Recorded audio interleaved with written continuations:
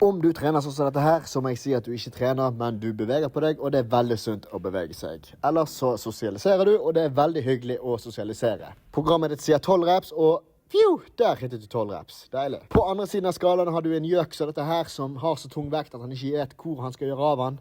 Han bruker da hele kroppen til å løfte vekten når han egentlig skal bare trene biceps. Du vil holde en fin form, samtidig som du pusher vektene nær nok utmattelse, nær failure. Samtidig så du fokuserer på å skvise på toppen og strekk i bunnen. Du merker du er nær failure når det går saktere og saktere.